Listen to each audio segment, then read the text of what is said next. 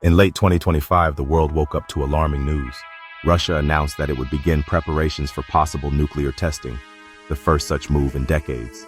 The declaration came after escalating tensions between Moscow and Washington, and shortly after the United States hinted at reviving its own weapons testing programs. For over 30 years, nuclear explosions had been confined to the pages of history. Since the Cold War, global treaties and informal agreements kept the destructive power of the atom sealed underground, frozen in time. But now both superpowers seem ready to break that silence. Russia's statement was calculated and deliberate. Officials said they were preparing for tests in response to American actions, framing it as a defensive move. Yet behind the diplomatic phrasing lay a clear message. The nuclear balance that had defined the 20th century was once again in question. The United States, for its part, claimed that any upcoming tests would be non-explosive, involving only computer simulations and subcritical experiments, meaning no chain reaction or detonation. But many world leaders feared this was only the beginning, the first step toward a new era of live testing. In Europe, alarm bells rang across NATO headquarters and European Union offices. Leaders warned that if Russia resumed testing, the world could see a chain reaction of its own, not nuclear, but political. France, Germany, and the United Kingdom issued urgent calls for restraint, reminding both powers of their obligations under the Comprehensive Test Ban Treaty. Meanwhile, in the United States, lawmakers were divided. Some argued that renewed testing was necessary to ensure the reliability of America's aging nuclear arsenal.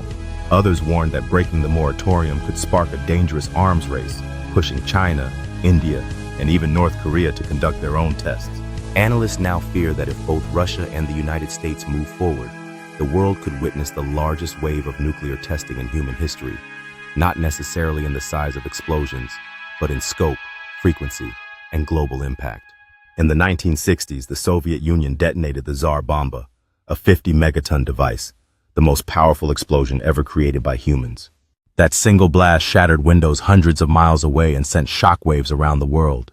No one expects a return to such extreme yields today, but the danger lies in the cumulative effect of multiple tests conducted by several countries at once. If testing resumes on that scale, the environmental consequences could be devastating. The Arctic islands of Novaya Zemlya, where Russia conducted many of its Cold War tests, remain contaminated to this day.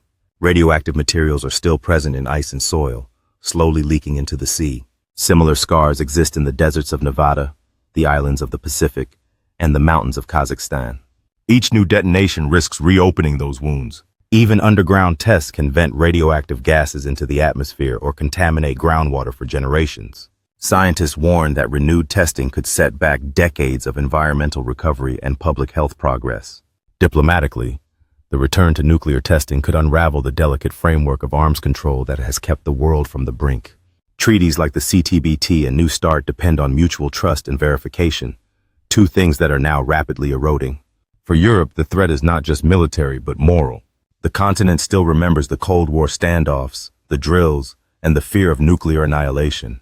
For the United States, it poses a test of leadership, whether it can defend its security interests without igniting a global arms race. For Russia, it is a show of strength at a time of increasing isolation. If both powers proceed, the planet could enter a new nuclear age, one defined not by the need to invent, but by the failure to remember. The legacy of past testing serves as a haunting reminder. Every mushroom cloud carries a shadow that lingers for decades. The dust, the radiation, and the political scars never truly fade. The question now is not just whether testing will resume, but whether humanity has learned enough from its past to stop it before it begins.